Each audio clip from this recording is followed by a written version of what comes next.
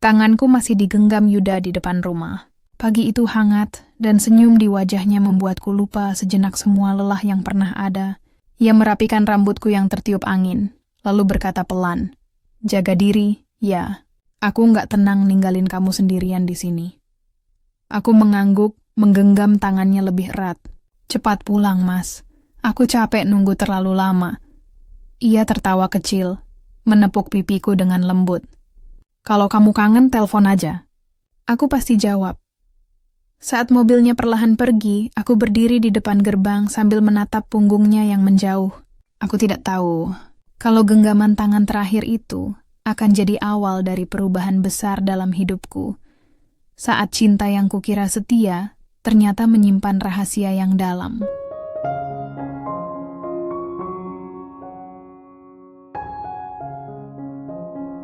Namaku Putri Ramadhani, 39 tahun.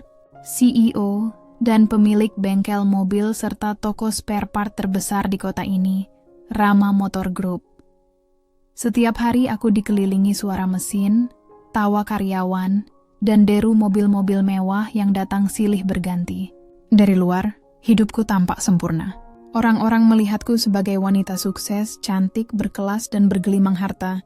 Tapi mereka tidak tahu, di balik semua itu, aku hanya seorang wanita yang teramat kesepian.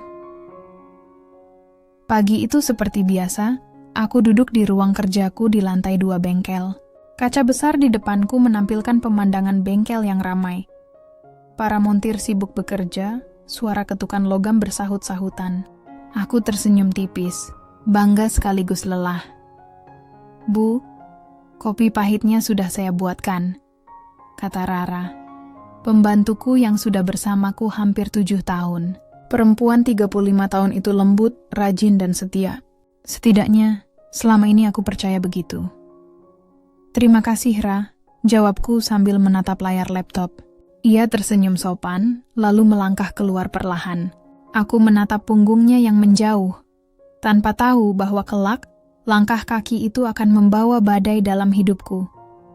Suamiku, Yuda, sudah 13 tahun bekerja di pelayaran internasional. Ia pria baik, pekerja keras, dan penyayang, tapi terlalu lama jauh dari rumah. Ia hanya pulang setahun sekali, itu pun kadang hanya seminggu. Setiap kali ia pergi, rumah besar kami terasa seperti istana kosong. Ada banyak ruang, tapi tak ada suara. Aku mencoba mengalihkan sepi itu dengan bekerja. Bengkel ini bukan hanya sumber penghasilanku. Ini juga pelarian dari hampa yang kutanggung. Sore itu, aku turun ke lantai bengkel untuk memeriksa mobil pelanggan VIP. Beberapa montir menunduk sopan menyapaku, tapi di antara mereka, ada satu yang pandangannya terasa berbeda. Rudy. Montir muda, 33 tahun. Wajahnya teduh, kulitnya legam karena sering bekerja di bawah matahari. Tangannya cekatan, suaranya tenang. Aku sering memperhatikan bagaimana ia berbicara sopan kepada rekan-rekannya, tanpa pernah membantah. "Bu Putri, mobil Pak Hendra sudah selesai dicek semua. Saya tinggal test drive terakhir," katanya. Nada suaranya tegas tapi lembut, membuatku tanpa sadar tersenyum. "Baik, Rudy. Pastikan semuanya beres ya." "Pelanggan itu sangat perfeksionis," jawabku sambil menatap daftar laporan. "Siap, Bu." Sekilas pandangan mata kami bertemu. Hanya sedetik, tapi ada sesuatu di sana. Semacam kehangatan yang sulit dijelaskan. Aku buru-buru mengalihkan pandangan. Entahlah, mungkin hanya lelah. Malamnya, aku makan malam sendirian di ruang makan yang terlalu luas untuk satu orang. Suara detak jam dinding terdengar begitu keras, membuatku ingin menutup telinga. Aku menatap kursi kosong di seberang meja. Tempat Yuda biasa duduk ketika pulang. Sudah hampir setahun ia tak kembali. Rara datang membawa semangkuk sup panas. "Bu, makan yang banyak nanti masuk angin," ucapnya lembut. Aku tersenyum. "Iya, Ra, terima kasih." Ia menatapku sebentar. "Pak Yuda belum kabar ya, Bu?" Aku mengangguk pelan. "Belum. Biasanya kalau kapal sudah sampai pelabuhan, baru telepon. Semoga beliau baik-baik aja ya, Bu." Aku menatap wajah Rara yang penuh simpati. "Isepis dikil suari bagi deh. Selalu ada setiap aku butuh teman bicara. Siapa sangka, suatu hari nanti, wajah lembut itu akan menjadi bayangan yang paling kucurigai." Setelah makan malam, aku berdiri di balkon kamar. Dari jauh, bengkel masih menyala. Beberapa karyawan lembur memperbaiki mobil pelanggan besar. Aku melihat Rudy sedang memberi instruksi pada anak-anak magang. Gerak-geriknya tenang dan penuh tanggung jawab. Entah kenapa, pemandangan itu menenangkan hatiku. Angin malam berhembus lembut, membawa aroma oli bercampur hujan. Aku menarik napas dalam-dalam dan berbisik pada diri sendiri. Putri, kamu punya segalanya, tapi kenapa hatimu selalu terasa kosong? Aku menatap langit. Tak ada bintang malam itu. Hanya gelap dan gemuruh jauh di ufuk barat. Seolah semesta sedang bersiap mengirimkan badai ke dalam hidupku.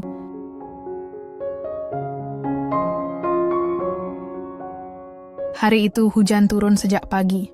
Langit kelabu menutup seluruh kota, dan aroma tanah basah bercampur dengan bau oli dari bengkelku. Aku berdiri di depan jendela ruang kerjaku, memandangi butiran air yang menetes di kaca. Satu demi satu, seperti waktu yang berjalan tanpa pernah berhenti. Rara masuk membawa payung dan jas hujan. Bu, jangan ke bengkel dulu. Hujannya deras sekali, katanya lembut. Ya, aku mengangguk, tapi dalam hati aku tahu aku tetap akan turun. Aku tak bisa hanya duduk diam di ruangan ini. Ada mobil pelanggan penting yang harus dicek hari ini. Dan aku selalu ingin memastikan semuanya berjalan sempurna. Aku turun tangga dengan langkah hati-hati. Suara mesin yang bergemuruh bercampur dengan suara hujan deras di atap seng. Karyawan berlarian menutupi mobil-mobil yang sedang diperbaiki dengan terpal. Tiba-tiba, seseorang berlari ke arahku membawa payung besar. Bu Putri, jangan kesini tanpa payung.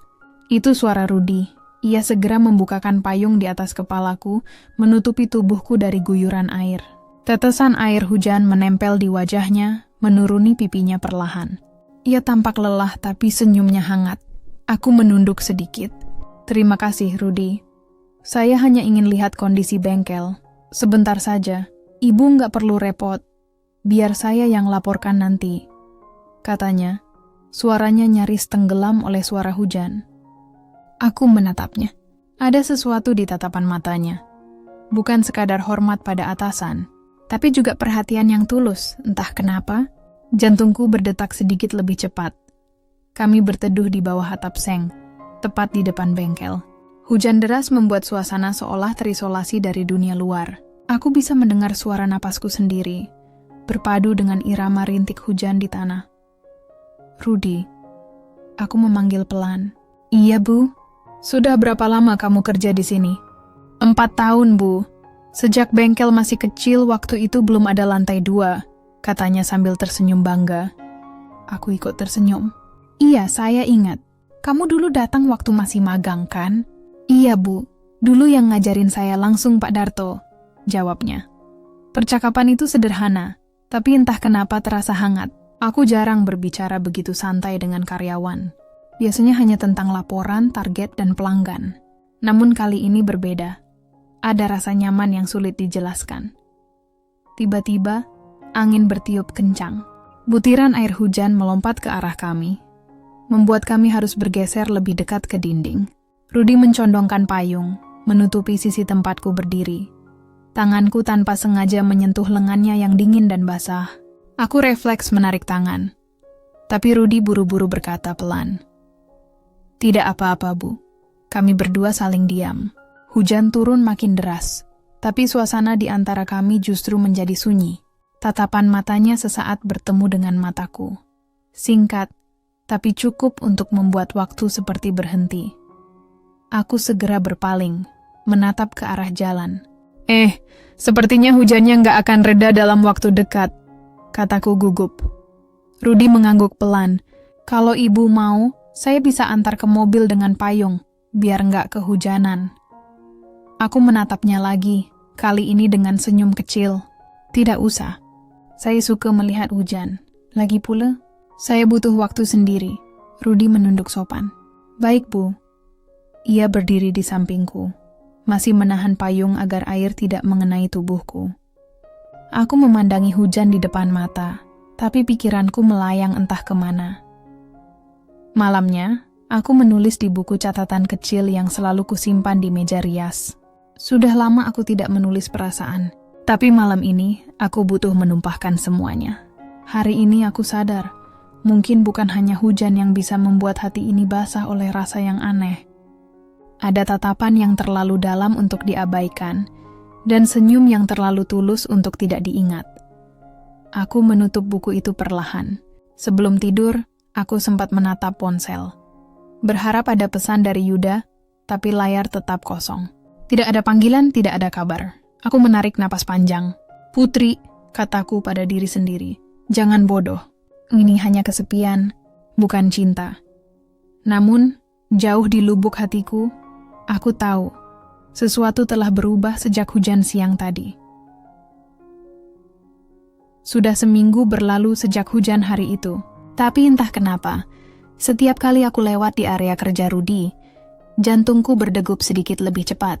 Aku berusaha menyembunyikannya dari karyawan, dari Rara, bahkan dari diriku sendiri. Setiap hari kami masih berinteraksi seperti biasa, profesional dan sopan. Namun di balik setiap percakapan singkat, ada sesuatu yang berbeda. Semacam rasa saling mengerti tanpa banyak bicara. Pagi itu, aku datang lebih awal ke bengkel.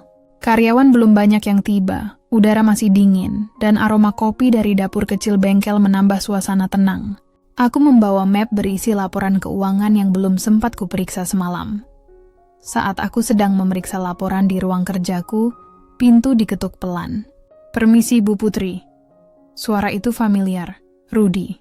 "Masuk saja, Rudy," jawabku. Ia masuk dengan wajah sedikit gugup sambil membawa beberapa nota pembelian spare part. "Ini, Bu, ada laporan stok oli yang kemarin Ibu minta." Aku mengangguk, menerima berkas itu. Tapi entah kenapa, suasana di ruangan itu tiba-tiba terasa sunyi. Suara detik jam di dinding terdengar jelas, sementara kami hanya berdiri dalam jarak 2 langkah. Aku mencoba memecah hening. "Kamu kerja bagus, Rudy. Banyak pelanggan yang bilang puas dengan hasil servis tim kamu." Rudy tersenyum kecil. "Terima kasih, Bu. Saya cuma berusaha melakukan yang terbaik." Aku balas tersenyum. "Itu sebabnya bengkel ini bisa maju seperti sekarang." Tiba-tiba, listrik padam sejenak. Lampu berkedip, membuat ruangan gelap sepersekian detik. Aku refleks berdiri, sedikit terkejut. Rudy spontan menyalakan senter dari ponselnya. Cahaya ponsel itu memantul di wajahnya. Lembut, tapi cukup untuk membuatku menatap lebih lama dari seharusnya. Dalam diam, aku bisa merasakan sesuatu di antara kami. Sesuatu yang tidak bisa dinamai. Listrik kembali menyala, membuatku sadar dari lamunan. Aku buru-buru duduk menatap berkas di meja. "Terima kasih, Rudy. Kamu boleh kembali ke area kerja," kataku menahan getar di suara. "Iya, Bu," jawabnya, menunduk sopan. Tapi sebelum keluar, ia sempat berkata pelan, "Kalau Ibu butuh bantuan apapun, saya siap." Aku hanya mengangguk. Begitu pintu tertutup, aku memejamkan mata, menarik napas panjang. "Putri, jangan larut," bisiku pada diri sendiri. Sore harinya, Rara datang ke ruanganku membawa teh hangat. "Bu, saya taruh di sini ya," katanya sambil menaruh cangkir di meja. Aku mengangguk tanpa menatap. "Iya, Ra, terima kasih." Tapi matanya menangkap sesuatu. Berkas yang baru saja kutandatangani di atas meja dengan tulisan tangan Rudy di pojok kertas. Ia menatap nama itu cukup lama sebelum kembali tersenyum tipis. "Bu, Rudy itu yang montir bagian mesin ya?" tanyanya seolah basa-basi. Aku menatapnya sekilas. "Iya, kenapa, Ra?" "Oh, enggak apa-apa. Saya cuma sering lihat beliau bantu ibu ke gudang belakang. Rajin ya." Nada suaranya tenang. Tapi entah kenapa aku merasa ada sesuatu di balik kalimat itu. Aku tersenyum kaku. "Iya, dia memang rajin. Malamnya aku masih di bengkel. Semua karyawan sudah pulang. Tapi aku belum selesai memeriksa laporan bulanan. Rudy rupanya juga masih di sana, merapikan alat-alat di area servis." "Masih kerja, Bu?"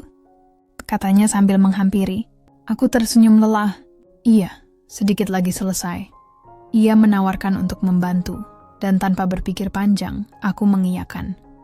Kami duduk berdampingan di depan meja kerja, membahas data penjualan. Suasana begitu tenang, hanya terdengar suara kipas angin, dan sesekali bunyi hujan rintik di luar. Saat aku berusaha mengambil map dari ujung meja, tanganku menyentuh tangannya tanpa sengaja. Kami berdua spontan saling menatap, lalu sama-sama menarik tangan dengan cepat. Aku merasakan wajahku memanas, tapi aku mencoba tersenyum menutupi gugup. "Maaf, Bu," ucapnya pelan. "Tidak apa-apa," jawabku cepat. Setelah itu, kami kembali tenggelam dalam diam. Namun di dalam diam itu ada sesuatu yang tumbuh, perlahan, tapi nyata. Tanpa kami sadari, dari celah pintu kaca yang tidak tertutup rapat, ada sepasang mata yang memperhatikan. Rara. Ia berdiri diam di luar, membawa nampan kosong. Tatapannya tajam tapi wajahnya datar. Sulit ditebak apakah kecewa, curiga, atau terluka. Aku dan Rudy tidak tahu malam itu menjadi awal dari segalanya. Awal dari rahasia yang perlahan akan membuka luka dalam hidupku.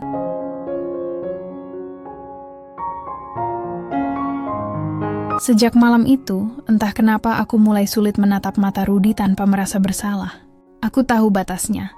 Aku tahu apa yang benar dan salah. Tapi hati ini seperti punya logikanya sendiri. Setiap pagi ketika aku masuk ke bengkel dan melihat Rudy sedang bekerja, ada perasaan aneh yang mengusik.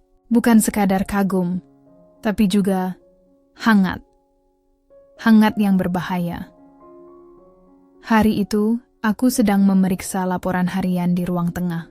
Rudy datang membawa data perbaikan mobil pelanggan.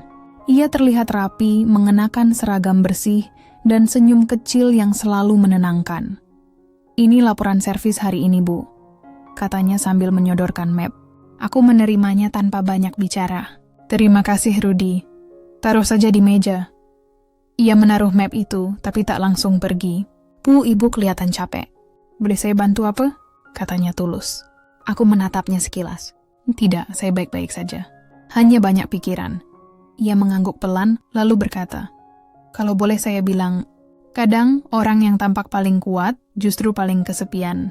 Aku terdiam. Kata-kata itu menembus sesuatu yang dalam di dalam diriku. Aku tersenyum kecil, mencoba menutupinya. "Kamu bisa saja, Rudy. Sudah sana lanjut kerja." Ia tersenyum lalu pergi perlahan. Tapi setelah pintu tertutup, aku bersandar di kursi. Kata-katanya terus terngiang-ngiang, seperti gema yang tak mau hilang. Malamnya, aku duduk di ruang tamu sendirian. Rara sudah di dapur, membereskan peralatan makan. Aku menatap foto pernikahanku di dinding. Aku dan Yuda tersenyum bahagia, memegang bunga di tangan, mata penuh harapan. Sudah berbulan-bulan ia tak pulang, bahkan kabarnya pun jarang. Hanya pesan singkat sesekali, itu pun kadang hanya "maaf sibuk." Aku mencoba mengerti. Aku tahu pekerjaannya berat. Tapi, apakah sesibuk itu sampai lupa bahwa ada seseorang di rumah yang menunggu? Aku menutup mata, menahan air mata yang hampir jatuh. Aku tidak ingin menangis lagi karena rasa yang sama. Rasa sepi. Keesokan harinya aku memutuskan sesuatu. Aku tidak boleh terus seperti ini. Aku harus berhenti menggantungkan perasaan pada hal yang salah. Aku memanggil Rudy ke ruanganku. Ia datang dengan wajah tenang seperti biasa, tapi aku tahu ia bisa merasakan sesuatu yang berbeda dari suaraku. "Rudy," kataku pelan, "mulai minggu depan, kamu pindah bagian. Saya ingin kamu fokus di divisi logistik dan tidak langsung menangani servis pelanggan." Ia menatapku, tampak bingung. "Apa saya melakukan kesalahan, Bu?" Aku menggeleng. "Tidak, kamu justru bagus.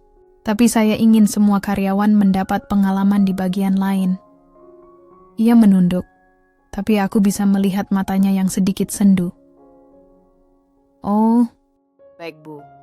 Ia berbalik, hendak pergi, tapi tiba-tiba berbisik lirih. "Saya ngerti, Bu. Mungkin ini yang terbaik." Aku tertegun. Bagaimana ia bisa tahu alasanku yang sebenarnya? Hari-hari berikutnya terasa aneh. Aku tak lagi melihat Rudy di area kerja utama. Ia lebih banyak di gudang dan bagian pengiriman. Aku mencoba meyakinkan diri bahwa ini langkah yang benar, bahwa aku sedang melindungi diriku sendiri. Namun setiap kali lewat dekat gudang dan mendengar suaranya bercampur dengan suara para pekerja lain, jantungku tetap saja berdebar. Suatu sore, hujan turun lagi. Aku berdiri di balkon lantai 2, menatap bengkel yang basah. Tiba-tiba aku melihat Rudy di halaman belakang, membantu karyawan menurunkan ban dari truk besar. Tangannya kotor, seragamnya basah, tapi wajahnya tetap tersenyum. Aku menatapnya dari jauh. Lalu tiba-tiba, ia menoleh, dan pandangan kami bertemu. Hanya beberapa detik, tapi cukup untuk membuatku ingin menutup hati lebih rapat. Aku berbalik masuk ke dalam ruangan, menutup pintu balkon perlahan, sambil berbisik dalam hati, "Tuhan, tolong aku. Aku tidak ingin jatuh cinta pada orang yang salah." Malam itu aku menulis di buku catatanku, kadang yang paling sulit bukanlah menahan cinta, tapi menolak kenyamanan yang datang saat kita paling kesepian. Aku menutup buku itu, memeluknya di dada, lalu mematikan lampu. Namun dalam gelap, wajah Rudy terus muncul di benakku. Bukan karena aku ingin, tapi karena aku tak tahu bagaimana cara melupakannya. Sudah hampir 2 minggu sejak aku memindahkan Rudy ke bagian logistik. Sejak itu bengkel terasa berbeda. Tidak ada lagi suara tawa kecil yang biasanya terdengar dari area mesin. Tidak ada lagi sapaan hangat yang membuat hari-hariku terasa ringan. Semua berjalan normal.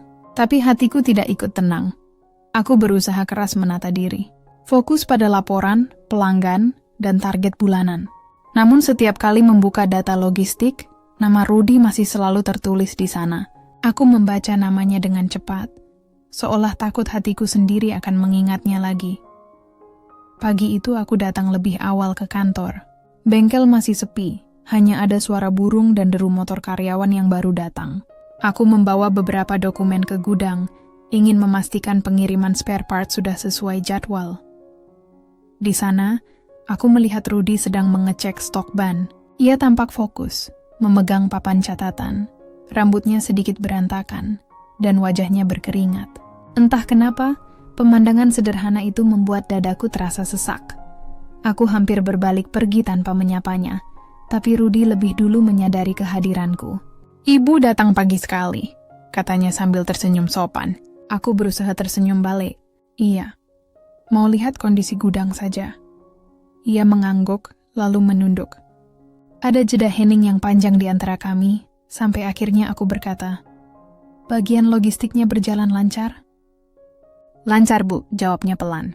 Tapi kemudian ia menatapku, tatapan yang membuat waktu berhenti. "Cuma, rasanya aneh, Bu. Saya terbiasa kerja di dekat Ibu. Sekarang rasanya kosong." Aku menelan ludah, mencoba menenangkan hati yang mulai bergetar. "Rudy, kamu tahu kenapa saya melakukan ini, kan?" Ia menatapku dengan mata yang lembut namun tegas. "Karena Ibu ingin menjaga jarak?" Aku terdiam, tak bisa membantah. Ia melanjutkan dengan suara lirih. "Saya paham, Bu. Tapi saya cuma mau bilang satu hal. Saya nggak pernah berniat bikin Ibu repot atau salah. Saya cuma ingin Ibu bahagia." Kata-kata itu sederhana, tapi menampar perasaanku lebih keras dari apapun. Aku menunduk, berusaha menyembunyikan mata yang mulai basah. "Rudy, tolong jangan bicara seperti itu lagi. Kita harus tetap profesional." Ia mengangguk pelan, tapi suaranya bergetar. "Baik, Bu, saya janji, tapi..." Susah buat pura-pura nggak peduli. Aku tidak menjawab. Karena aku tahu, di balik semua keheningan itu, aku pun merasakan hal yang sama.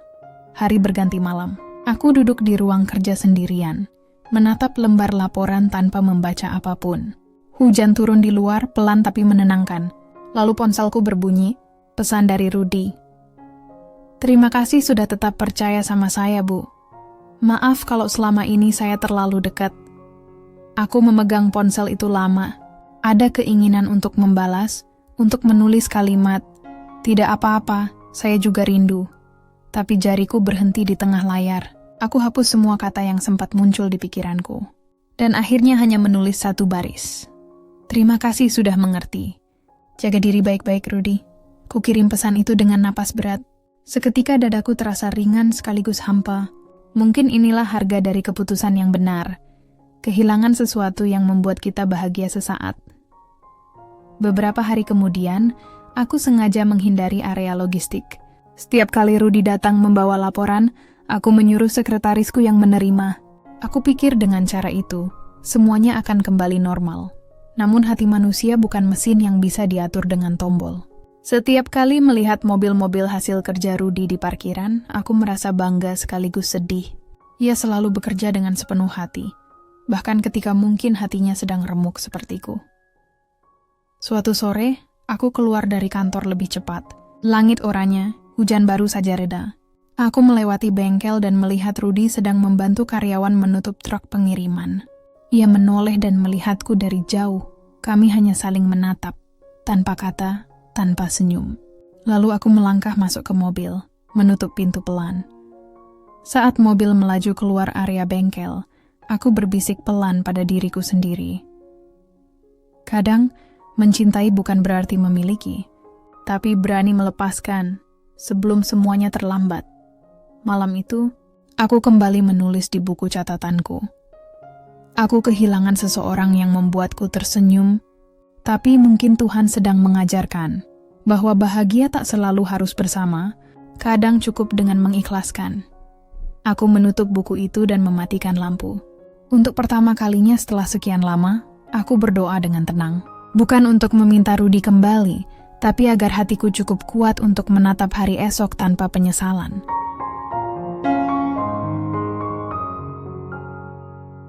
Sudah sebulan berlalu sejak aku memutuskan menjauh dari Rudy. Hari-hariku kembali sibuk, seperti dulu. Bengkel ramai, laporan menumpuk, pelanggan terus berdatangan. Tapi jauh di dalam hati, ada ruang kosong yang belum bisa terisi apapun. Aku mulai belajar berdamai. Kupikir selama aku tetap sibuk, semuanya akan baik-baik saja. Tapi hidup ternyata punya caranya sendiri untuk membalikkan keadaan. Pagi itu, aku sedang menandatangani laporan pengiriman ketika Rara datang membawa secangkir teh. "Ibu, ada kabar dari Pak Yuda," katanya dengan nada riang. Aku spontan menoleh. "Yuda, dari mana kamu tahu?" "Beliau menelepon tadi pagi, tapi ibu masih rapat. Katanya minggu depan beliau mau pulang," jawab Rara sambil tersenyum. Aku tertegun beberapa detik sebelum akhirnya tersenyum pelan. "Benarkah?" "Iya, Bu.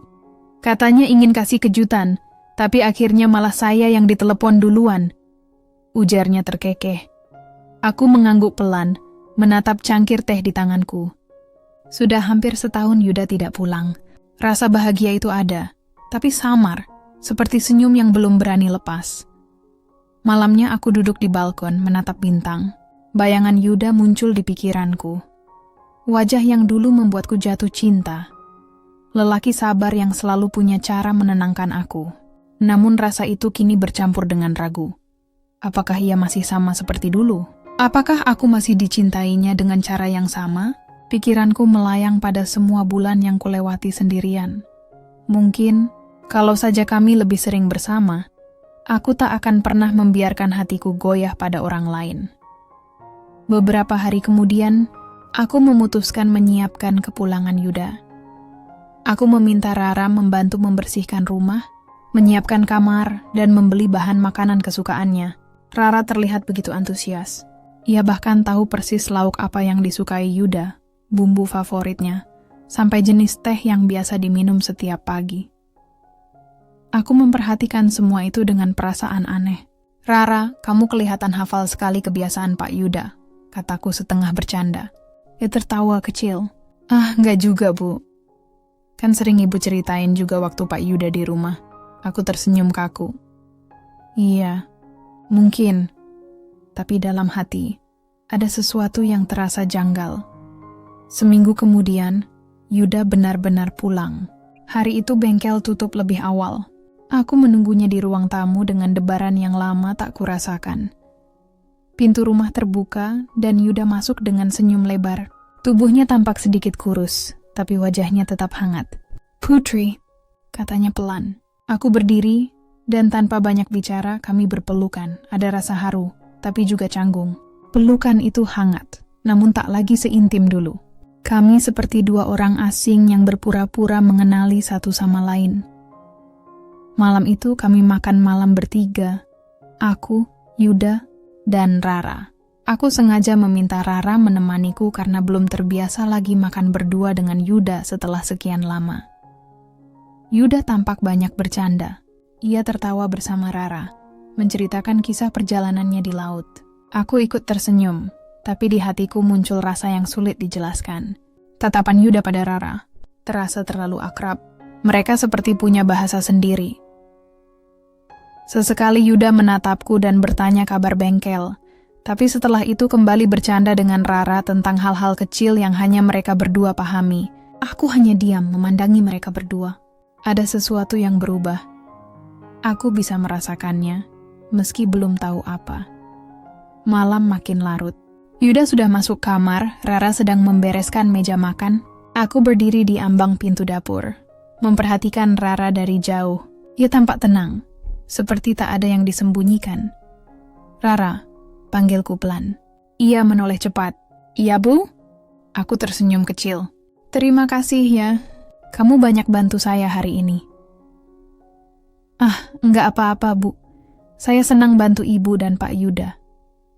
Nada suaranya lembut, tapi entah kenapa, aku merasa kalimatnya terdengar terlalu pribadi. Aku hanya mengangguk, lalu melangkah ke kamar. Namun malam itu aku tak bisa tidur. Bayangan Rara dan Yuda di meja makan terus berputar di pikiranku. Tawa mereka terdengar terlalu alami, terlalu akrab.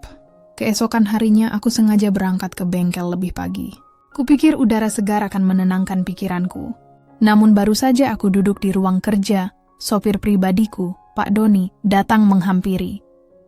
Bu Putri, maaf kalau saya lancang, katanya dengan nada hati-hati.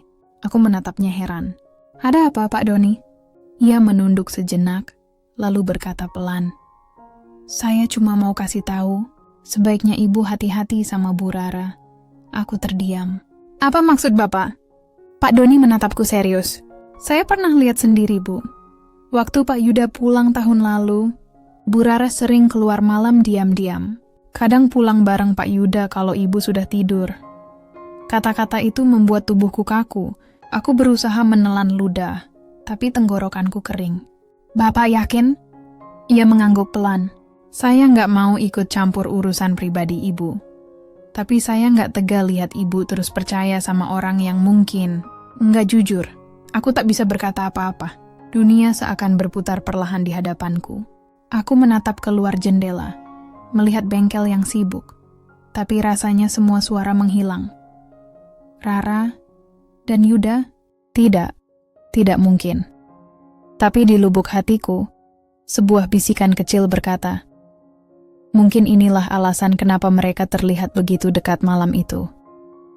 Malamnya, aku duduk di kamar sendirian. Yuda sudah tidur lebih dulu, sementara aku hanya menatap cahaya lampu meja yang temaram. Aku ingin marah, tapi belum punya bukti. Aku ingin bertanya, tapi takut jawabannya menghancurkan semuanya. Aku menatap cincin di jariku, cincin yang dulu kupakai dengan bangga. Kini terasa berat, seperti beban yang tak lagi ku kenal artinya. Tuhan, bisikku pelan, jika benar ini ujian, tolong kuatkan aku. Aku sudah pernah salah karena cinta. Jangan biarkan aku hancur lagi karena pengkhianatan. Sudah 3 hari sejak sopirku Pak Doni mengatakan hal itu. 3 hari aku berusaha menenangkan hati. Berpura-pura tidak tahu apa-apa. Tapi semakin aku mencoba, semakin banyak tanda-tanda kecil yang muncul dan membuatku gelisah. Yuda kini lebih sering di rumah. Katanya, ia sedang ingin istirahat setelah bertahun-tahun bekerja di laut. Aku bahagia mendengarnya. Setidaknya begitu yang ingin ku percaya. Tapi kenyataannya, kehadirannya justru membuat rumah ini terasa. Aneh, pagi itu, aku bangun sedikit lebih pagi dari biasanya. Aku turun ke dapur, berniat menyiapkan sarapan sederhana. Namun langkahku terhenti di ambang pintu. Di sana, kulihat Rara sedang tertawa kecil bersama Yuda. Ia menyiapkan teh, sementara Yuda duduk di kursi, memegang koran. Pemandangan yang seharusnya hangat itu justru terasa menusuk. Aku berdehem pelan. Rara menoleh cepat, wajahnya sedikit panik. Bu Putri, saya kira Ibu masih tidur. Aku tersenyum tipis. Bangun lebih awal hari ini. Yuda menatapku, tersenyum hangat. Pagi sayang. Rara lagi bantuin aku nyeduh teh. Katanya tanganmu pasti capek terus kerja di bengkel. Aku tersenyum seadanya. Oh begitu. Aku melangkah masuk, mengambil cangkir sendiri. Rara buru-buru menjauh, sementara Yuda tetap duduk, membaca koran seolah tak terjadi apa-apa. Namun saat itu juga, perasaanku semakin kuat. Ada sesuatu yang disembunyikan, dan aku bertekad untuk mencari tahu. Siang harinya aku ke bengkel untuk mengecek operasional. Biasanya Yuda ikut, tapi hari ini ia memilih tinggal di rumah. Capek, katanya. Aku mengangguk saja, padahal dalam hati timbul rasa curiga. Aku meminta Pak Doni untuk mengantarku seperti biasa. Saat kami tiba di bengkel, aku menatapnya melalui kaca mobil. Pak Doni, kalau Bapak tidak keberatan, saya ingin Bapak bantu saya satu hal. Ia menoleh serius. Tentu Bu, apa yang bisa saya bantu? Aku menelan ludah, lalu berkata, pelan, sore nanti tolong perhatikan siapa saja yang datang ke rumah setelah saya berangkat. Jangan lakukan apapun, hanya amati saja. Pak Doni mengangguk. Baik Bu Putri, hari itu terasa panjang. Aku berusaha bekerja seperti biasa, tapi pikiranku terus melayang ke rumah. Setiap kali ponsel bergetar, aku berharap itu pesan dari Pak Doni sore menjelang malam. Pesan itu akhirnya datang. Tanganku gemetar saat membuka layar.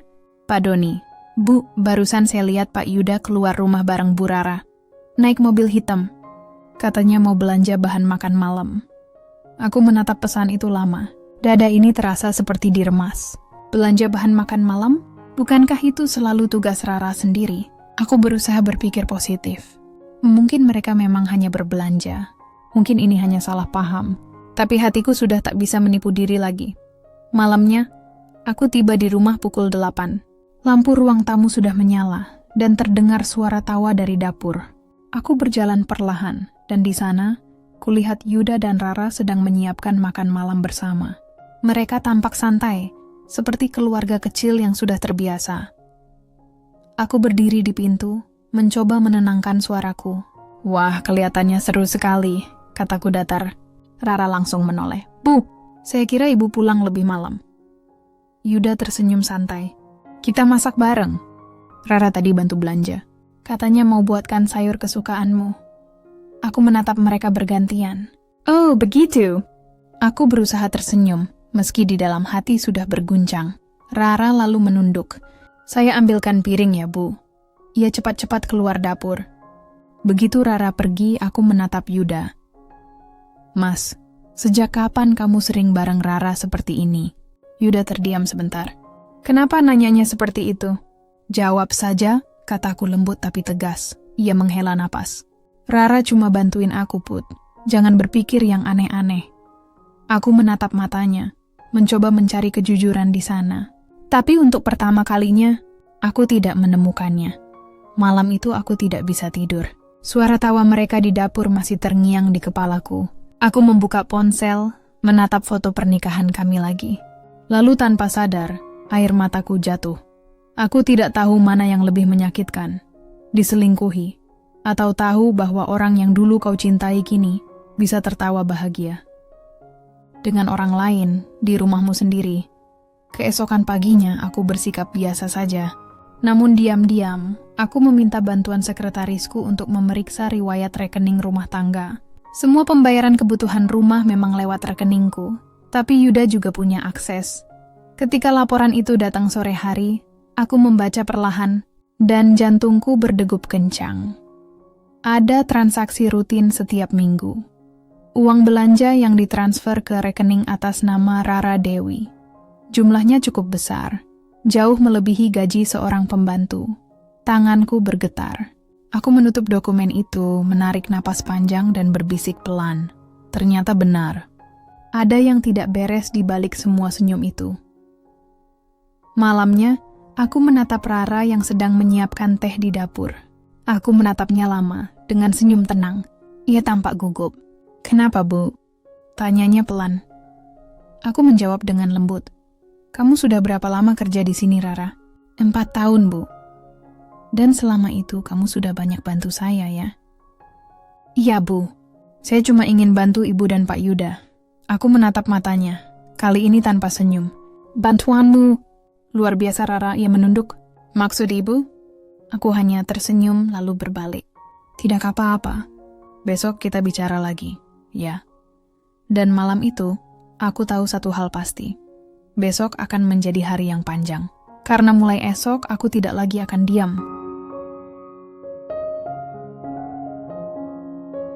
Pagi itu, aku menatap pantulan wajahku di cermin.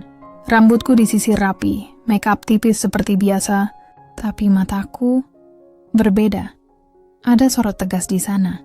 Bukan lagi putri yang mudah percaya. Bukan pula putri yang hanya bisa menunggu. Hari ini aku memutuskan satu hal. Aku tidak akan menangis lagi. Kalau memang ada rahasia di balik senyum Yuda dan Rara, aku akan mengungkapnya. Tapi dengan cara yang tenang, aku ingin tahu kebenarannya, tanpa membuat rumah ini berantakan. Saat sarapan, aku bersikap seperti biasa. Yuda membaca koran di meja makan, sementara Rara menyiapkan jus jeruk. Aku duduk bersebelahan dengan Yuda, mencoba tersenyum. Mas, nanti sore bantu aku ke bengkel ya. Ada beberapa hal yang mau aku diskusikan tentang cabang baru, kataku pelan. Yuda menoleh sedikit kaget. Ke bank baru? Oh, hebat. Tapi sore ini aku janji ketemu teman lama. Oh, begitu. Aku mengangguk pelan. Ya sudah, aku ke bengkel sendiri. Rara menatapku sekilas dari dapur. Aku pura-pura tak melihat, tapi di dalam hati, aku sudah tahu. Alasan teman lama itu bukan hal baru bagiku. Setelah Yuda berangkat, aku memanggil Pak Doni. Kami berbicara di teras belakang, tempat yang jarang dilewati siapapun. Pak, saya butuh bantuan lagi, kataku lirih. Pak Doni menatapku serius. Apa yang harus saya lakukan, Bu? Sore ini, tolong ikuti kemanapun Yuda pergi. Tapi jangan biarkan mereka sadar. Pak Doni mengangguk mantap. Baik, Bu, saya akan hati-hati. Aku memegang bahunya sebentar. Terima kasih, Pak Doni. Saya cuman butuh tahu, bukan untuk balas dendam. Saya cuma ingin berhenti menebak-nebak. Sore itu, aku di bengkel seperti biasa. Aku mencoba fokus pada laporan produksi, tapi pandanganku sering kosong. Setiap detik berjalan begitu lambat, seperti menunggu sesuatu yang tak pasti. Pukul 6 sore, pesan masuk dari Pak Doni. Aku langsung membaca dengan jantung berdebar. Pak Doni. Bu, Pak Yuda dan Bu Rara ke kafe di daerah pinggir kota. Duduk berdua di pojok belakang. Kelihatan akrab sekali. Aku menarik napas panjang, menatap layar lama. Mataku panas, tapi aku menahan air mata yang ingin jatuh. Aku hanya membalas singkat. Aku baik, jangan lakukan apa-apa. Saya paham sekarang. Malamnya aku pulang ke rumah. Yuda sudah lebih dulu tiba. Ia duduk di ruang tamu sambil menonton televisi. Wajahnya terlihat tenang, seperti tidak terjadi apapun. Aku mendekat, tersenyum lembut. Mas, pertemuan sama teman lamanya gimana? Oh, langkar. Kami cuma ngobrol ringan. Senang dengarnya. Aku lalu duduk di sampingnya, berpura-pura santai. Tapi di dalam hati aku berjanji, malam ini aku akan menyusun langkah berikutnya. Langkah untuk menemukan bukti. Keesokan harinya aku berpura-pura keluar rumah lebih pagi. Katanya aku ada rapat dengan tim cabang.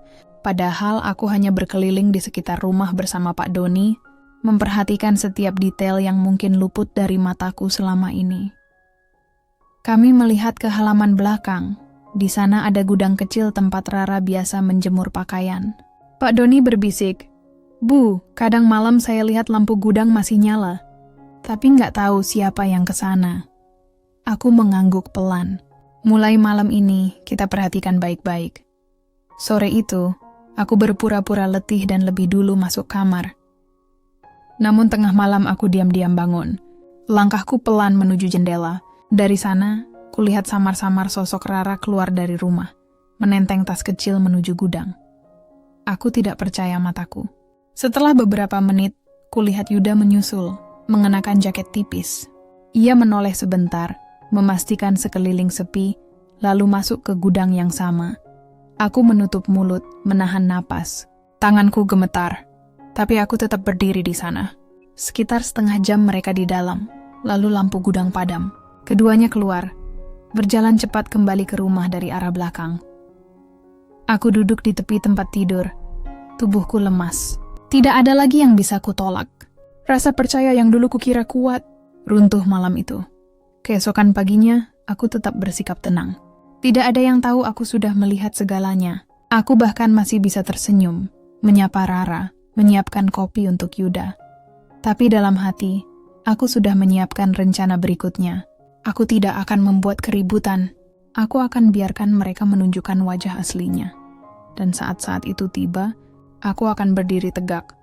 Bukan sebagai istri yang tersakiti, tapi sebagai perempuan yang berani.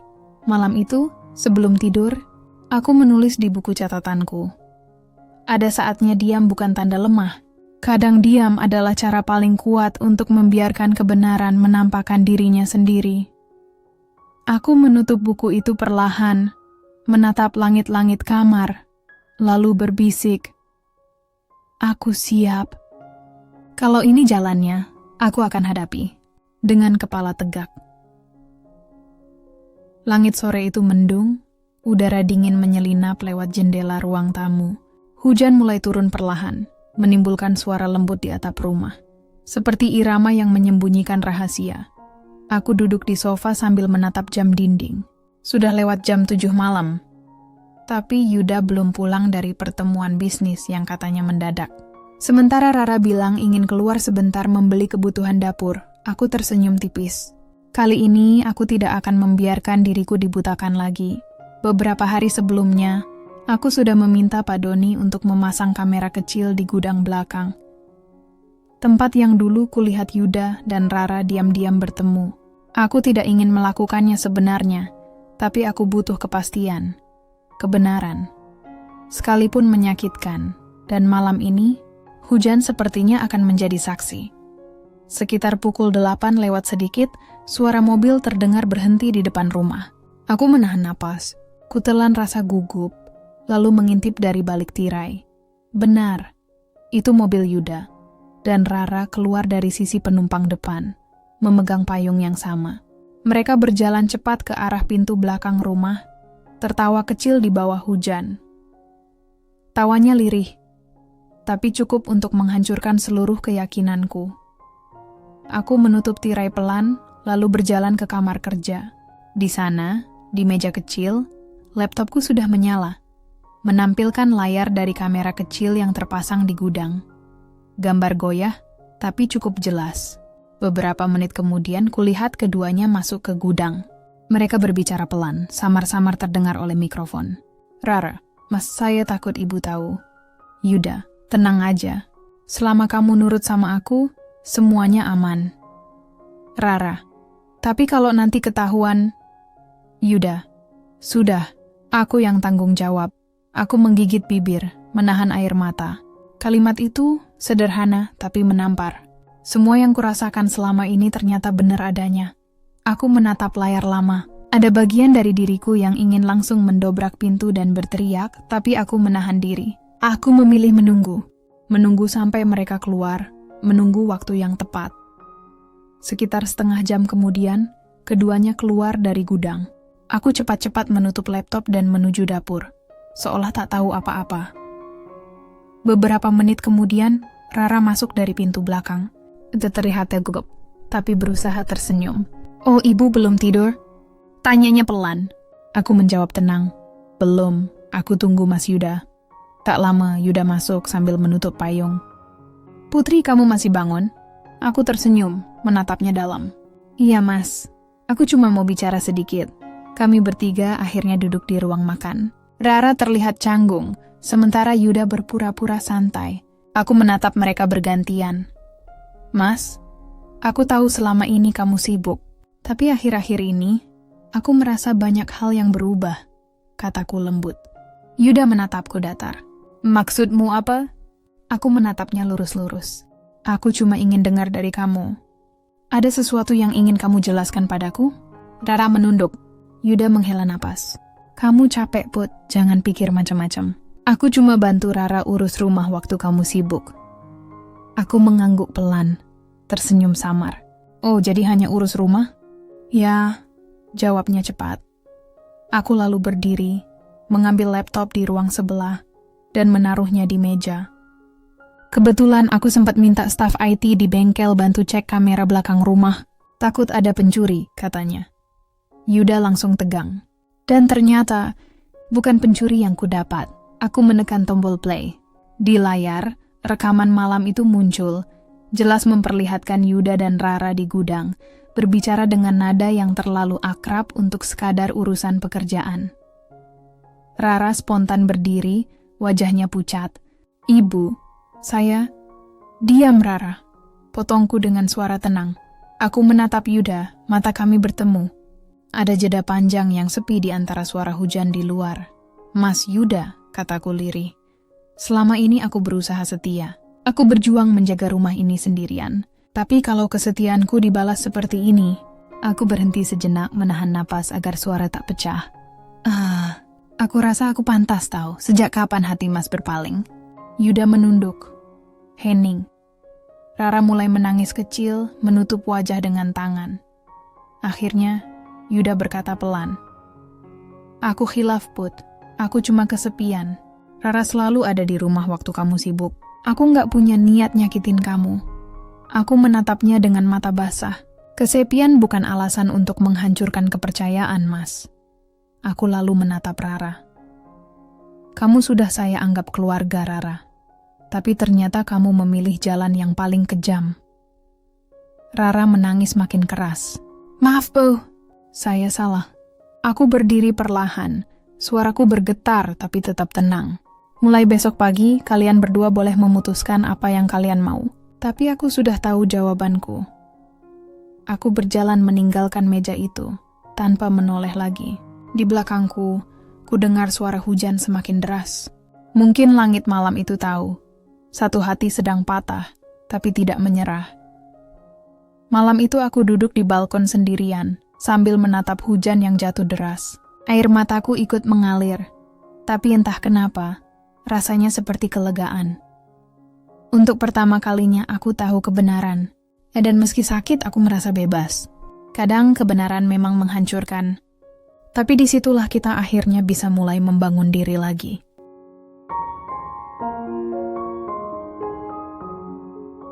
Malam itu terasa panjang sekali. Aku tak bisa tidur. Bahkan setelah tangis, Rara berhenti dan langkah kaki Yuda terdengar menjauh ke kamar tamu. Rumah ini tiba-tiba begitu sepi. Bukan karena tak ada orang, tapi karena kehangatan yang dulu pernah ada. Sudah padam. Aku duduk di tepi tempat tidur, menatap cincin di jariku. Cincin itu dulu melambangkan janji yang begitu indah. Saling setia, saling menjaga, dan saling menguatkan. Kini cincin itu terasa seperti beban. Aku menggenggamnya erat, menatap kosong ke arah jendela. Hujan belum berhenti. Seolah langit pun belum rela melihat semua ini terjadi. Pagi datang tanpa sinar. Yuda duduk di meja makan, wajahnya pucat. Rara menunduk di dekat dapur, menunggu arah dariku. Aku berdiri di tengah ruang makan, dengan tenang. "Mas," suaraku pelan tapi tegas. "Aku sudah pikirkan semuanya semalam." Yuda mengangkat wajah, matanya memerah. "Aku tahu aku salah, Putri. Tapi tolong beri aku kesempatan untuk memperbaikinya." Aku menarik napas panjang. "Kesempatan?" "Mas, aku sudah memberi banyak kesempatan, bahkan sebelum aku tahu semua ini." Aku menatap Rara. "Dan kamu, Rara, aku nggak akan menghukum kamu. Tapi kamu harus pergi dari rumah ini hari ini juga." Rara menunduk dalam, menangis sambil berbisik lirih. "Maaf, Bu. Terima kasih atas kebaikan Ibu selama ini." Aku hanya mengangguk pelan. Tak ada amarah lagi di dalam diriku, hanya sisa lelah dan keinginan untuk menutup bab ini dengan damai. Setelah Rara pergi, rumah menjadi lebih tenang. Tapi keheningan itu justru menelanku perlahan. Yuda mendekat, duduk di sampingku di ruang tamu. "Put, aku janji akan berubah. Aku akan berhenti dari pelayaran. Aku mau fokus di rumah, di bengkel, sama kamu. Aku masih cinta kamu." Aku menatapnya, mencoba mencari sisa ketulusan di matanya. "Mas, cinta itu bukan cuma kata-kata. Kalau benar masih cinta, kenapa harus melukai?" Dia diam, lalu menunduk. "Aku nggak bisa minta kamu langsung percaya lagi," katanya pelan. "Tapi tolong, jangan tinggalkan aku." Hatiku terombang-ambing. Aku ingin marah, tapi sekaligus iba. Aku ingin pergi, tapi juga takut kehilangan.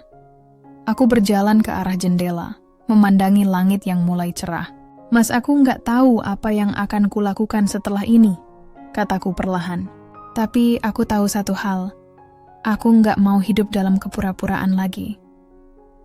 Beberapa hari kemudian, aku memutuskan pergi ke bengkel lebih awal. Aku ingin menenangkan diri dengan bekerja, dengan sesuatu yang nyata. Saat tiba, semua karyawan menyapaku seperti biasa. Aku mencoba tersenyum, menahan air mata yang tiba-tiba ingin keluar. Rudy, yang dulu begitu dekat denganku, kini sudah tidak bekerja di sini. Tapi setiap kali aku lewat area tempat ia biasa memperbaiki mobil, ada rasa kosong yang tak bisa kujelaskan. Aku tahu, aku juga punya kesalahan. Aku pun sempat tersesat di tengah kesepian. Namun perbedaan kecil itu membuatku sadar. Aku masih punya pilihan untuk memperbaiki diri. Siang itu, Yuda datang ke bengkel tanpa kabar. Ia membantu beberapa karyawan, memeriksa laporan, lalu menghampiriku di kantor kecil di pojok. Put, aku tahu kamu marah. Tapi aku sungguh-sungguh, katanya pelan. Aku menatapnya, menimbang kata-katanya. Mas, aku nggak marah lagi. Aku cuman belum bisa percaya. Nah, dan mungkin butuh waktu lama untuk itu. Ia mengangguk pelan. Aku akan tunggu. Aku akan buktikan, Put. Aku menatapnya beberapa detik. Ada sedikit harapan, tapi juga kehati-hatian. Aku tahu cinta kami belum sepenuhnya hilang, tapi juga belum siap untuk diperbaiki begitu saja. Malamnya, aku duduk di teras rumah sambil membawa segelas teh hangat. Yuda keluar membawa jaketku. Tanpa banyak kata, ia duduk di sampingku dan menaruh jaket itu di bahuku. Kami hanya diam, menatap langit yang penuh bintang setelah beberapa hari hujan. Dalam diam itu, aku bisa merasakan sesuatu yang ganjil tapi jujur, bahwa mungkin, meski semua harus berakhir dalam bentuk yang lama, masih ada kesempatan kecil untuk memulai yang baru. Aku menatap ke depan, lalu berkata pelan, Mas, kalau kita memang ditakdirkan untuk bersama, biarlah waktu yang jawab. Sekarang aku cuma ingin menemukan diriku dulu. Yuda tidak menjawab, hanya menggenggam tanganku perlahan.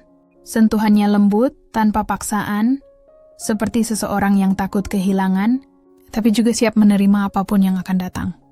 Malam itu, aku tahu, ini bukan akhir dari cinta kami, tapi akhir dari masa ketika aku harus menutup mata atas kebenaran. Dan kadang, keberanian terbesar seorang istri bukanlah mempertahankan, melainkan berani memilih untuk mulai kembali dari awal. Ketika segalanya harus berakhir, jangan takut. Karena di balik akhir yang menyakitkan, selalu ada awal yang menunggu dengan tenang. Sudah 3 minggu berlalu sejak malam hujan itu. Banyak hal berubah, tapi juga banyak yang tetap sama. Rumah ini kembali tenang, bengkel berjalan seperti biasa, namun hatiku masih bising oleh banyak pertanyaan yang tak berjawab. Aku, Putri, perempuan yang dulu begitu yakin bahwa segalanya bisa diatur, ternyata kalah oleh sesuatu yang tak bisa kukendalikan. Perasaan. Pagi itu, aku menyiapkan sarapan seperti biasa. Yuda sudah mulai terbiasa berada di rumah, membantu sedikit di bengkel, dan mencoba memperbaiki hubungannya denganku. Ia lebih sering pulang tepat waktu, kadang membawakanku bunga, kadang hanya menemaniku minum teh di sore hari. Hal-hal kecil yang dulu terasa biasa, kini justru terasa canggung. Setiap kali ia tersenyum, aku berusaha membalas tapi jauh di dalam hati. Aku tahu, senyumku belum sepenuhnya kembali. Suatu sore, aku duduk di ruang tamu sambil menatap foto pernikahan kami. Aku masih ingat betapa bahagianya aku hari itu. Wajahku berseri. Yuda menatapku dengan bangga. Dunia seolah berputar hanya untuk kami berdua. Tapi waktu ternyata bisa mengubah segalanya. Cinta yang dulu hangat bisa perlahan menjadi dingin, dan janji yang dulu kuat bisa rapuh hanya karena jarak dan kesepian. Aku teringat kata-kata mama dulu. Menikah itu bukan tentang siapa yang kau cintai di awal, tapi siapa yang masih bisa kau maafkan di akhir. Aku menarik napas dalam. Mungkin ini saatnya aku menjawab pertanyaan yang selama ini kutunda. Apakah aku masih ingin memperjuangkan cinta ini, atau aku harus belajar melepaskannya dengan tenang? Malam itu aku dan Yuda duduk di teras rumah. Angin malam berhembus lembut, membawa aroma tanah basah. Hening di antara kami terasa menekan. seolah ada dinding tak kasat mata yang memisahkan dua hati yang dulu satu. Yuda membuka percakapan dengan suara pelan. "Put, aku tahu kamu belum bisa sepenuhnya memaafkan aku." Aku diam. Ia melanjutkan, "Tapi aku nggak akan pergi sebelum kamu bilang semuanya sudah selesai." Aku menatapnya, mataku mulai basah. "Mas, aku bukan nggak mau memaafkan, aku cuma belum bisa merasa utuh lagi. Setiap kali aku lihat kamu, aku teringat semua luka itu." Yuda menggenggam tanganku perlahan. "Kalau aku bisa kembalikan waktu, aku akan perbaiki semuanya. Tapi aku tahu aku nggak bisa. Yang bisa kulakukan sekarang cuma satu, menebusnya hari demi hari." Aku menunduk.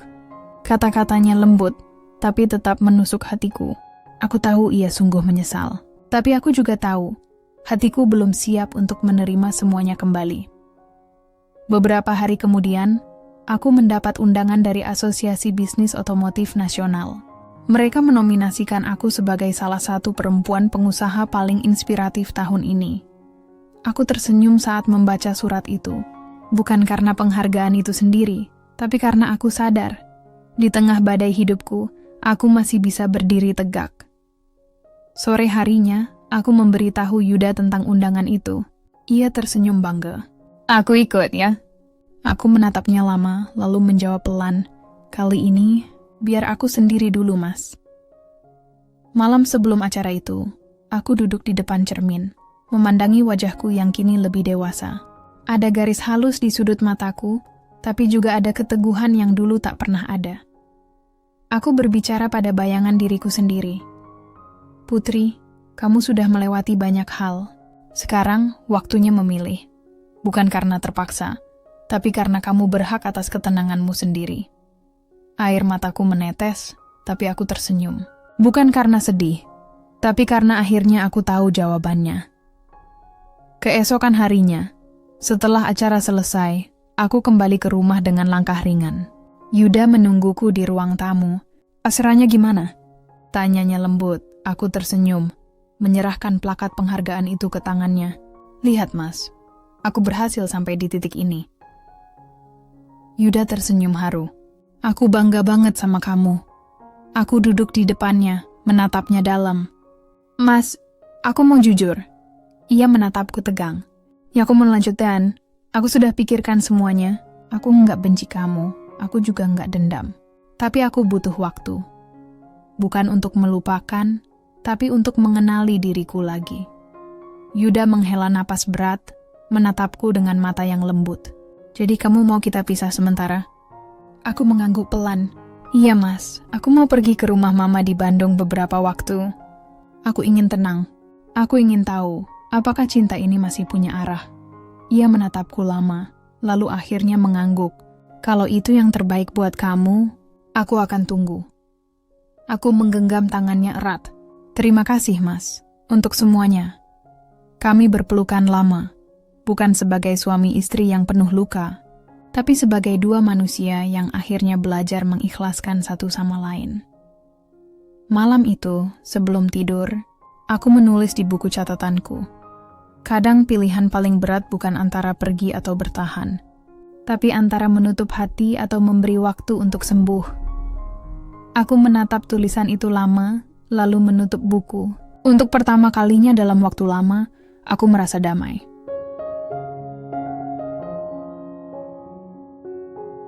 Aku meninggalkan kota itu di pagi hari yang tenang. Langit cerah, udara masih dingin, dan embun menempel di kaca mobil. Yuda mengantarku sampai depan gerbang. Yuda hanya menggenggam tanganku dan berbisik pelan, "Jaga diri, Put. Aku akan tetap di sini. Aku akan tunggu." Aku mengangguk. Tak ada air mata kali ini. Hanya ketenangan. Karena aku tahu, kepergian ini bukan pelarian, tapi cara untuk menemukan diriku kembali. Perjalanan menuju Bandung terasa panjang namun menenangkan. Pemandangan hijau, udara segar, dan suara lembut musik dari radio seolah menghapus sedikit demi sedikit beban di dadaku. Sesampainya di rumah Mama, aku disambut hangat dengan pelukan yang sudah lama kurindukan. Mama menatapku penuh kasih. "Akhirnya kamu pulang juga, Nak. Aku tahu kamu butuh tenang." Aku tersenyum. "Iya, Ma. Aku cuma ingin istirahat sebentar dari semuanya. Mama tidak bertanya banyak. Ia tahu, kadang diam adalah bentuk kasih sayang terbaik. Hari-hari berikutnya ku lewati dengan cara yang berbeda. Bangun pagi tanpa terburu-buru, membantu mama di taman, mendengar suara burung di halaman belakang sambil menyeruput teh hangat. Setiap sore, aku berjalan kaki di sekitar komplek, menghirup udara segar, dan menatap matahari terbenam tanpa beban. Rasanya seperti menyusun kembali kepingan diriku yang sempat hilang. Aku mulai menulis lagi di buku catatan kecilku. Bukan tentang luka, tapi tentang hal-hal sederhana yang membuatku tersenyum hari itu. Hari ini aku tertawa dengan mama. Hari ini aku merasa damai. Hari ini aku tidak menangis. Hal-hal kecil itu terasa seperti keajaiban setelah sekian lama hidup dalam badai. Suatu pagi, mama memintaku menemaninya ke pasar tradisional. Aku ragu sejenak tapi akhirnya ikut. Di sana suasananya ramai tapi hangat. Pedagang yang ramah, aroma bumbu, tawa anak-anak kecil. Semuanya terasa hidup. Aku baru sadar. Selama ini aku terlalu sibuk dengan kesedihan sampai lupa menikmati kehidupan sederhana seperti ini. Di perjalanan pulang, mama tiba-tiba berkata, "Putri, kadang perempuan yang kuat itu bukan yang bisa menahan segalanya, tapi yang berani berhenti sejenak untuk memeluk dirinya sendiri." Aku tersenyum, memegang tangan mama. Kata-katanya seperti obat penenang yang kutunggu selama ini. Beberapa minggu kemudian, aku mendapat pesan dari Yuda. "Yuda, bengkel kita menang tender baru, Put. Aku harap kamu ikut bangga. Semua berkat kerja kerasmu juga." Aku, "Selamat, Mas. Aku senang dengarnya. Aku bangga kamu bisa bangkit." Aku membaca pesan itu berulang kali. Dulu mungkin aku akan langsung menangis, tapi sekarang yang kurasakan hanya ketenangan. Aku sadar, cinta tidak selalu harus dimiliki untuk bisa dihargai. Kadang, cukup tahu bahwa seseorang yang pernah kita cintai akhirnya belajar dari kesalahan dan menjadi lebih baik. Itu sudah cukup. Suatu sore, aku duduk di balkon rumah mama, menatap langit yang berubah warna menjadi jingga. Angin sore berhembus lembut, membawa aroma bunga melati dari taman. Aku membuka buku catatanku dan menulis. Aku tidak lagi marah, aku tidak lagi kecewa. Aku hanya belajar menerima bahwa semua yang terjadi memang harus terjadi. Aku menutup buku itu perlahan. Ada rasa lega yang begitu dalam. Seperti melepaskan sesuatu yang selama ini menahan napasku. Malam itu, mama mendekat dan memelukku dari belakang. "Kamu sudah terlihat jauh lebih bahagia sekarang, Put." Aku mengangguk, menatap senja yang berganti malam. "Iya, Ma. Aku akhirnya menemukan ketenangan yang selama ini ku cari." Mama tersenyum, menepuk bahuku. "Itu artinya kamu siap untuk babak baru dalam hidupmu." Aku menatap langit penuh bintang dan tersenyum. Mungkin benar, aku sudah siap. Bukan untuk melupakan Yuda, tapi untuk memaafkannya sepenuhnya dan memaafkan diriku sendiri. Beberapa hari kemudian, aku berdiri di depan rumah mama sambil menatap mobilku. Tas kecil sudah kusiapkan. Aku akan kembali ke kota, bukan untuk mengulang masa lalu, tapi untuk menghadapi masa depan dengan hati yang lebih kuat. Sebelum berangkat, mama memelukku erat dan berbisik, "Ingat, Nak, rumah ini selalu terbuka untukmu. Tapi jangan lupa, sekarang kamu juga punya rumah di dalam hatimu sendiri." Aku mengangguk pelan, menahan haru. "Makasih, Ma. Aku nggak akan lupa." Dalam perjalanan pulang ke kota, aku menatap jalan panjang di depan. Kali ini tak ada air mata. Yang ada hanya senyum kecil dan keyakinan lembut dalam hati. Aku sudah sembuh. Aku siap melangkah lagi. Perjalanan kembali ke kota pagi itu terasa berbeda. Tidak lagi seperti pelarian, tapi seperti pulang ke tempat di mana aku siap memulai lagi. Bukan dari nol, melainkan dari versi terbaik diriku yang baru. Aku memandangi pemandangan di luar jendela mobil. Gunung, sawah, dan langit biru seolah tersenyum, menyambut langkahku yang kini jauh lebih tenang. Aku menarik napas panjang. Aku siap, bisiku pada diri sendiri. Begitu tiba di rumah, aroma khas ruang tamu langsung menyambutku. Wangi bunga sedap malam yang biasa kupasang di vas meja, dan suara jam dinding yang berdetak lembut, seperti menyapa. Selamat datang kembali, Putri. Rumah ini terasa asing tapi juga familiar. Aku berjalan pelan, menyentuh meja, kursi, hingga bingkai foto keluarga di dinding. Foto itu masih sama. Aku dan Yuda tersenyum bahagia di depan bengkel kami. Foto yang dulu sempat terasa pahit, kini hanya menimbulkan rasa syukur. Karena dari semua luka, aku belajar untuk menjadi lebih kuat. Tak lama, suara pintu depan terbuka. Yuda berdiri di sana, tampak kaget sekaligus lega melihatku. "Put, kamu pulang?" Suaranya bergetar. Aku tersenyum lembut. "Iya, Mas. Aku rasa waktunya sudah tepat." Ia mendekat perlahan, seolah takut gerakannya membuatku mundur. "Gimana kabar Mama?" Tanyanya pelan. "Baik," jawabku singkat. "Kamu sendiri?" Aku menatap matanya sejenak. Lebih baik dari sebelumnya. Kami terdiam beberapa detik. Tak ada kata yang cukup menggambarkan perasaan kami berdua saat itu. Campuran rindu, canggung, dan rasa bersalah yang sudah mulai mencair. Hari-hari berikutnya kujalani dengan ritme yang lebih damai. Aku kembali aktif di bengkel, mengawasi operasional, berbicara dengan tim, dan merancang program pelatihan untuk montir-montir muda. Bengkel itu kini terasa seperti tempat baru. Bukan sekadar sumber penghasilan, tapi wadah untuk berbagi semangat dan ilmu. Yuda sering datang membantu, tapi dengan cara yang berbeda. Ia tidak lagi mengatur atau memaksakan pendapat, melainkan menawarkan kerjasama. Kadang ia menunggu di luar kantor sambil membawa kopi untukku. Kadang kami berjalan berdua di area bengkel, membicarakan hal-hal kecil yang dulu sering kami abaikan. Suatu sore, saat aku sedang mengecek laporan, Yuda mengetuk pintu ruanganku. "Boleh masuk?" Tanyanya sopan. Aku tersenyum. "Tentu Mas, duduk saja." Ia menyerahkan selembar kertas padaku. "Ini rencana pengembangan bengkel baru di luar kota. Aku pengen kamu yang pimpin proyeknya. Kamu lebih paham daripada aku." Aku membaca proposal itu, lalu menatapnya. "Mas yakin?" "Iya, aku percaya kamu bisa. Dulu aku terlalu banyak campur tangan. Sekarang aku pengen belajar percaya." Aku terdiam sejenak.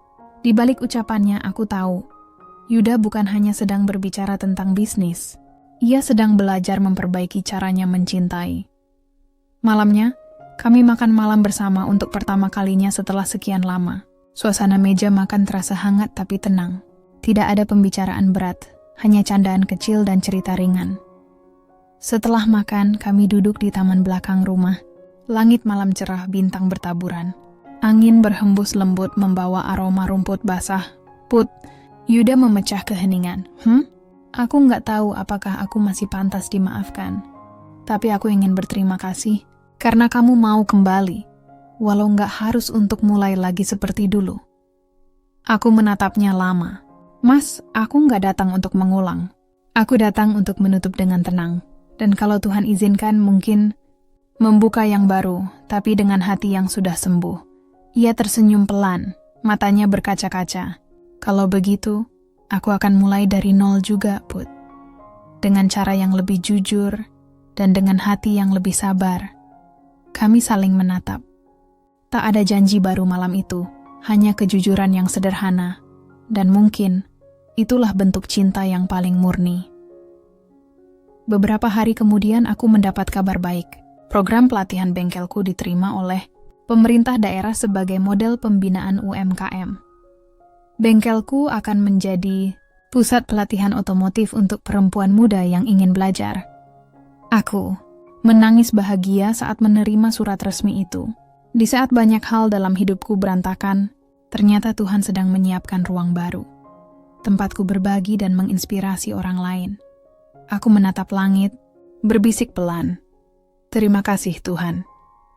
Engkau menutup pintu dengan lembut, tapi membuka jendela dengan penuh cahaya." Sore itu, Yuda datang dengan setangkai bunga lili putih, bunga kesukaanku. Ia menatapku dan berkata, "Put, Aku tahu perjalanan kita panjang dan penuh luka, tapi aku ingin bilang satu hal. Aku bangga pernah mencintaimu, dan aku akan terus menghargai itu. Aku tersenyum, menerima bunga itu dengan tenang. Terima kasih, Mas.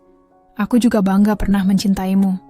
Dan mungkin, di cara kita yang baru, cinta itu akan tetap hidup, tapi tanpa luka. Malam itu, aku duduk di balkon menulis di buku catatanku. Ternyata, kebahagiaan bukan tentang siapa yang menemani kita di akhir, tapi tentang siapa yang membuat kita berani menjadi diri sendiri di tengah badai. Aku menutup buku itu, tersenyum. Langit malam begitu indah, dan untuk pertama kalinya, aku merasa siap menatap hari esok tanpa rasa takut.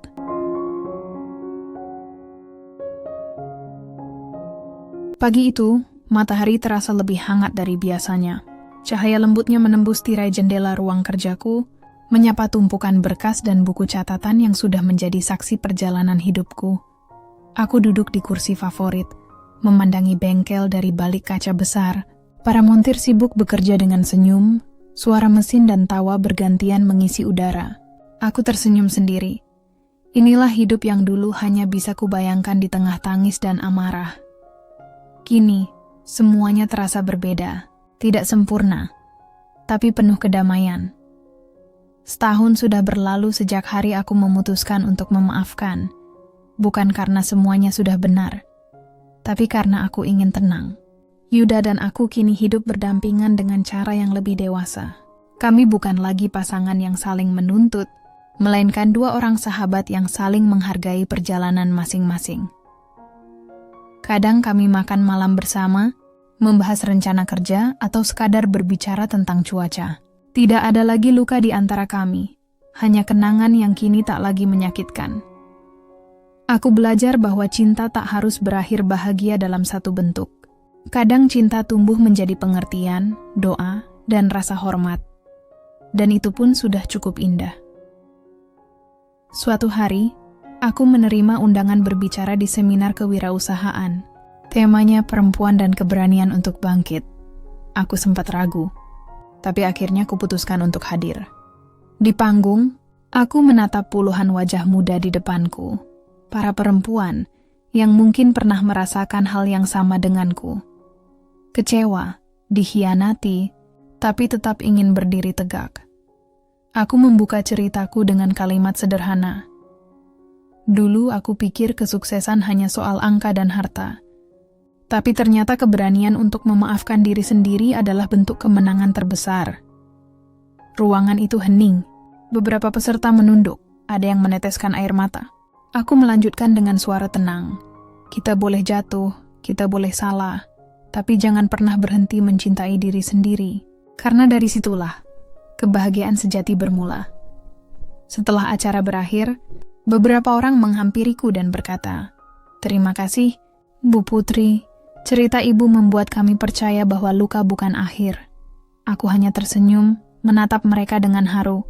Ternyata, kisah yang dulu membuatku ingin menyerah, kini menjadi alasan orang lain untuk bertahan. Sore itu aku kembali ke bengkel. Yuda sedang duduk di depan, memeriksa laporan keuangan. Ia menatapku dan berkata dengan senyum kecil, "Lihat, sekarang semua orang memanggil kamu Bu Putri Inspiratif." Aku tertawa pelan. "Ah, Mas, jangan berlebihan." "Tapi itu benar," katanya lembut. "Aku bangga sama kamu." Aku menatapnya lama. "Mas, terima kasih sudah tetap di sini. Mungkin caranya beda, tapi aku tahu kita sudah sama-sama belajar jadi manusia yang lebih baik." Ia mengangguk pelan. "Kamu benar, Put. Aku dulu sibuk mengejar dunia, sampai lupa siapa yang jadi rumahku. Tapi kamu tetap di sini, bukan karena kamu harus, tapi karena kamu memilih berdamai." Kami berdua tersenyum. Tidak ada janji baru, tidak ada kata-kata manis, hanya keheningan yang damai. Tanda bahwa semuanya sudah selesai dengan baik. Malam itu, aku duduk di balkon sendirian, menatap bintang-bintang. Aku membuka buku catatanku untuk terakhir kalinya, menulis dengan tangan yang kini tak lagi gemetar. Aku pernah jatuh cinta, dikhianati, menangis, dan kehilangan. Tapi dari semua itu, aku belajar bahwa cinta sejati tidak selalu berarti memiliki. Cinta sejati adalah ketika kita bisa tersenyum, meski kisahnya tak berakhir seperti dongeng. Aku menutup buku itu dengan senyum lega. Di dada tak ada lagi sesak, hanya rasa syukur, karena dari luka, aku menemukan makna. Beberapa minggu kemudian, bengkelku meraih penghargaan sebagai usaha wanita inspiratif tahun ini. Aku naik ke panggung, menerima penghargaan itu sambil menatap para karyawan yang bersorak di bawah. Aku mengangkat piala itu dan berkata, "Penghargaan ini bukan hanya untukku, tapi untuk semua orang yang pernah terluka namun tetap memilih bangkit." Karena hidup tidak menunggu kita siap, tapi selalu memberi kesempatan untuk memperbaiki diri. Tepuk tangan bergema. Aku menunduk menahan air mata bahagia. Setelah acara, aku berjalan keluar gedung dan menatap langit malam kota yang terang. Lampu-lampu kendaraan berpendar indah seperti ribuan bintang di bumi. Aku tersenyum pelan dan berbisik, "Terima kasih, Tuhan." Aku akhirnya mengerti bahwa setiap kehilangan bukan akhir dari kisah, tapi awal dari bab baru yang lebih indah. Aku melangkah pergi dengan langkah ringan. Aku bukan lagi putri yang terjebak dalam luka, tapi putri yang sudah berdamai, tumbuh, dan menemukan arti cinta yang sesungguhnya, akhir dari kisah. Ketika pembantuku mengkhianatiku, cinta sejati bukan hanya tentang siapa yang bertahan di sisi kita, tapi tentang bagaimana kita mampu tetap lembut, bahkan setelah disakiti. Hidup selalu memberi kesempatan kedua, bukan untuk mengulang masa lalu, tapi untuk memperbaiki diri dan mencintai dengan cara yang lebih bijak.